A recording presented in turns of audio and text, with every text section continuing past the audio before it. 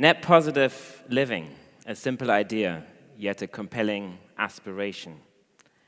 Every action that we do has a positive impact or a negative impact, and the net effect is either net negative or net positive. Even maybe drinking a cup of coffee could provide livelihood for a farmer, or it could reduce biodiversity. Now, collectively, we've been actually hugely damaging to our world. And while we've lifted billions out of poverty, providing access to housing, to schooling, to health, that actually has come at the expense of large-scale environmental destruction. Now, some companies have started to take action, such as Siemens, for example, committing to CO2 neutrality by 2030. Interface, a carpet manufacturer, has committed to zero net negative impacts by 2020. And other companies have even committed to be net positive, such as British Telecoms, who have committed to avoid 3 times as much CO2 as they emit. Now, together, these actions matter, and I have worked for the last 10 years with companies, with NGOs, and with governments on these commitments and to ensure that they improve their impact. And only last year I decided for myself I actually also should have a net positive impact. And it actually turned out to be very simple. And so you can be net positive too. But you may ask, why should you care? Now, let me share the most compelling call to action I've come across. And it's not from a scientist or world leader, it's from a 12-year-old girl speaking passionately at the Rio Earth Summit in 1992. And she came up on stage saying, I don't have all the solutions, but I want you to realize that neither do you. And then I like the punchline, which is, if you don't know how to fix it, please stop breaking it. And she concludes by saying, you are what you do, not what you say. Please make your actions count. So let's talk about the actions that you can take. And to make it simple, there are 3 simple actions. Apply your skill. As an entrepreneur or as a professional, you can invent and design better solutions. As a consumer, you can make procurement purchase decisions every day. And ultimately, as a consumer, you decide what succeeds in the market and what doesn't, and ultimately what's brought to the market and what's not. And last but not least, you can offset negative impacts. So let's first talk about how you can apply your skills and how to make better decisions as a consumer. And let me actually start with some good news. The way that we run today's economy is not just environmentally destructive, but it's also absurdly inefficient. If you look at this picture, these are 200 people trying to get to work. And the emphasis is on trying because they sit in cars and they're only so close together because they're actually not moving. They're standing, which is probably a typical experience for those stuck in rush hour. Now, there's still a lot of space. But at a minimum, these guys, they try to move, whereas 95% of cars are idle at any given point in time. That's $7 trillion in underutilized or not utilized asset.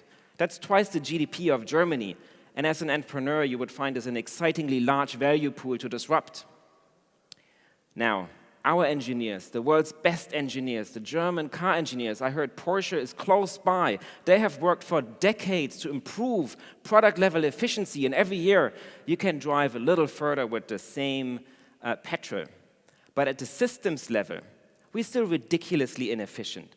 Less than 1%. 95% of the cars, we don't even use them. And when we use them, 1 person in the car that seats 5. And most of the time, we don't even move.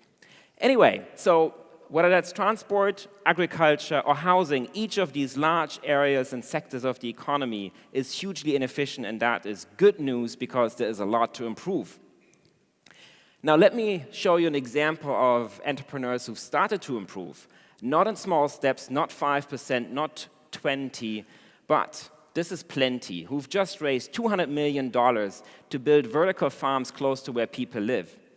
And they achieve, with their growing towers, a factor 350 times more productivity per comparable acre of an open field farm, while cutting water needs by 99%, avoiding herbicides and synthetic fertilizer. And that's the kind of efficiency and dramatic improvements that are possible. And whether Plenty succeeds or not, I wish them luck. They're hugely ambitious. But even if they fail, there are thousands of other entrepreneurs out there bringing radically better solutions to the market. 5 years ago, I started to research these innovators more systematically for the book Waste to Wealth that I co-authored. And there are 5 business models of what we call the circular economy that together can help us to move from environmental degradation, having a net negative impact, to having a positive impact. So let's look at these 5 business models. We call them circular supply chain, product life extension, sharing platform, product as a service, and recovery and recycling. So I'll give you a couple of examples. So keep action 1 and 2 in mind. As an entrepreneur and as a consumer, maybe some ideas are in there. And it's not about the specific example, but really the principle behind it. So the first one, circular supply chain. This is about really reconfiguring our value chain. So if you think back to Plenty, they cut thousands of kilometers from the agricultural supply chain by just completely rethinking how we produce. Now, Ecovative, the example here, they have packaging material made out of agricultural waste, not petrol-based materials such as styrofoam, but this is agricultural waste, plentiful, available everywhere, glued together with mushroom mycelium. And once you're done with it, you don't litter and destroy the environment. You can just compost it and return nutrients to the soil. Kaputt.de, a Berlin-based startup that make it easy for you to repair your electronic devices, make it easy to you to repair something that typically is difficult to repair. It connects you to a local repair shop, it has videos on how to repair it yourself, and as a result, you can use the same product longer. Sharing platform. A sharing platform is about connecting people that have something that they don't need with people who need something which they don't have. Now, Peerby connects neighbors to give each other the products that you only need irregularly, such as a jigsaw, a ladder, as you can see here, or a carrier bicycle. And it makes it just easy for people to give it to each other. Or product as a service. A friend of mine set up Ku in Berlin.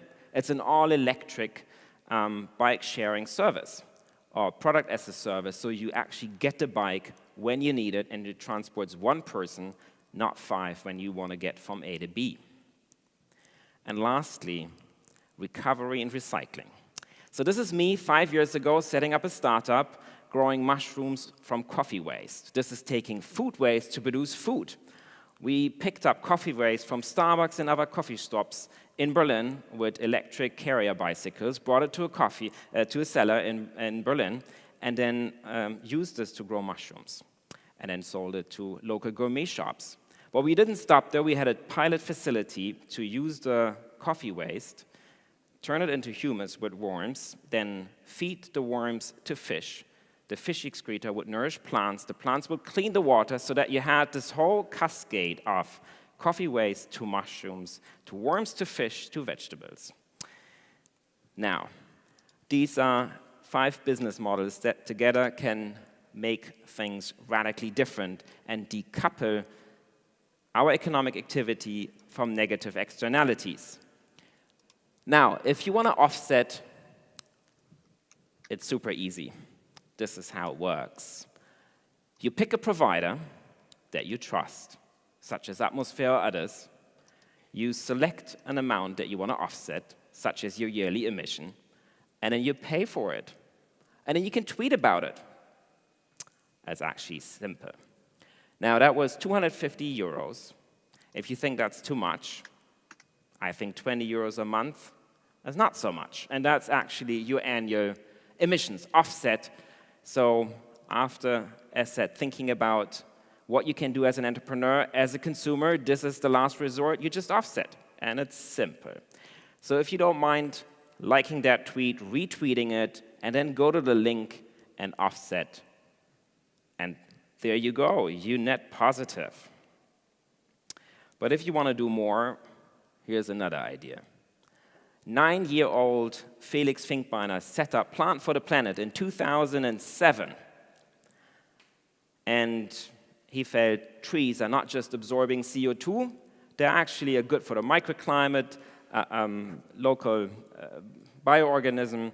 And what he did is aiming for 1 million trees, and they achieved their target.